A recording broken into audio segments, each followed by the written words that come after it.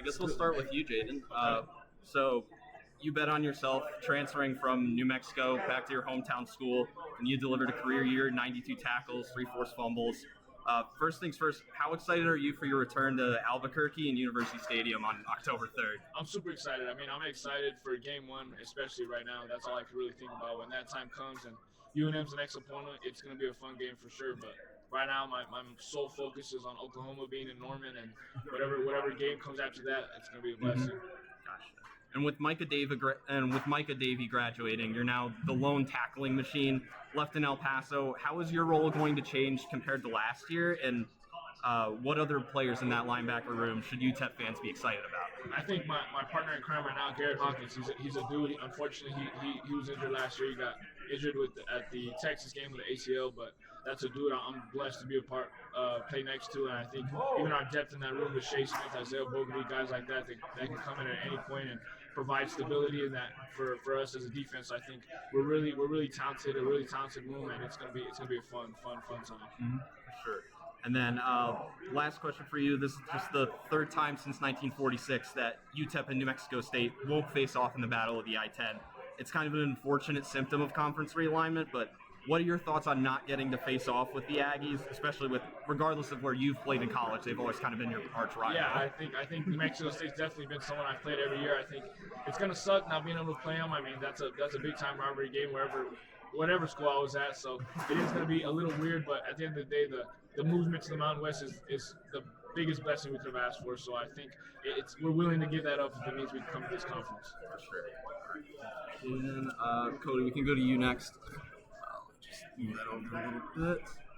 All right, so you made the jump straight from Division II to the FBS last year and had no issues with the transition, posting pretty much identical stats from what you did in your last year at West Florida to 2025 with UTEP. What was the biggest adjustment for you once you got on the field, and was there a specific moment where you made a big play or lit up a receiver and you kind of thought, like, oh, yeah, I'm right where I belong? Honestly, I feel like it wasn't too much different for a jump from me because I'm an older player and I feel like my athleticism matched up well. But I'll probably say when we played Texas, being in that stadium, in that environment, making plays, it reaffirmed to me that I was at the right spot. Mm-hmm. For sure. And the Miners secondary brings back solid starters in yourself and Xavier Smith at safety and Justin Content at corner. But other players are going to have to step up as well. Who are some of the other guys in the secondary that UTEP fans should be on the lookout for? Esteban Guillory, he played free safety for us. Caleb Miles and Donovan Howard. I say those three. And a freshman, Deuce Thompson, cornerback. They're going to make plays this year. Gotcha. All right. And last question, Kyle Bayer was promoted to defensive coordinator this offseason. Has he made any significant changes to the defensive scheme or attitude, or is he mainly just continuing to build off what you guys did in 2025? We got similar terminology, and I don't feel like it's too different for the guys that's returning on defense. But Coach Bayer's mentality, he's just an energetic, aggressive guy, and that's the way that he's gonna approach calling the game. Thanks, appreciate it, Kode. Can move over to you, Cam. Here.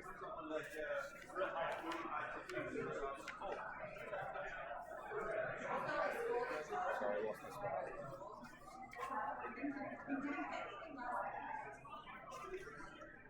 There we go. So, Cam, for my listeners who aren't familiar with the Scotty Walden offense, what exactly is the minor back position? My best approximation is that it's a slot receiver that's worked into the run game. Honestly, it's hard to explain because, honestly, I can't even explain. One week I'll be an outside receiver, 1 week I'll be an inside receiver, 1 week I'll be a running back. It just depends on what coach wants, really. My best way to compare it to for the NFL guys is probably a Deebo Samuel type of guy. That's the best way I can explain it. It's really a positionless. The Deebo comp definitely makes that starts to connect some dots, I guess. Yeah. All right. So you've put together a unique and impressive journey through college football with nearly 3,000 yards from scrimmage across your time at Austin Peay and UTEP. And you're not done yet. When fans look back at your collegiate career, what do you want them to remember most? That I want them to remember that I can do. I'm versatile. I really can do everything. And it's not about me. It's about the team. I want the fans to really know that I want my other guys to shine. Like I want my ex receiver to shine. I want Carver Cheeks to shine. I want my quarterback to shine. I want my running back to shine. So that's why I want the fans to really know. All right, and then last question for you. The offensive line is another position that appears to have an entire new starting front, with my projections showing 4 of the 5 spots going to incoming transfers. From what you've seen through spring camp, who have the leaders of that O-line room been? I would say Bam Williams, the transfer that we got. I think he's stepped up really tremendously in what we have going on this year. I think our front 5 is going to jail together. Even though they're transferred, they go out to eat. They go do cookouts. They do the things to help win us games this year. Thank you, team. All right, and then EJ, last but not least, of course.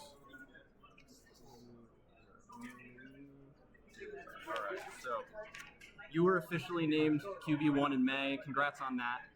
Did you have any doubts that you were going to win that job coming in? And now that you're the starter, what can Mountain West fans expect to see from you when you lead the Miners to their stadium? I don't think any competitor would just have any doubts. I know everybody in that room, we never had any doubts of who was going to be the guy. We all knew that we were competing for the job, and we all knew we were capable of playing in that spot. So there was never any doubts. It's truly a blessing, and just ready to show the world that what I can do, and make some shake every week. And I know you've only had spring camp to practice with these guys, but as far as the pass catchers are concerned, who have been your go-to targets so far? There's a lot of talent in this room. Guy next to you, Cam Thomas, Cam Brown, and receivers Jaylen Brown and Carver Cheeks as well. I can really say it's been a blessing because it's no really true target that I have to just go to. All those guys in that room have been kind of had their days of hey, that guy's hot right now, so give him the ball. Cam had his days. J.D. Smith had his days. Jaylen Brown, Jeremiah Nash, Carver Cheeks, all those guys have had their days. They're hot, so let's give them the ball. So that's just the fun part of just being able to have those guys like that. And they're so unselfish; they don't really care who's getting the ball. They want to just go 100% every play. So that's the true blessing.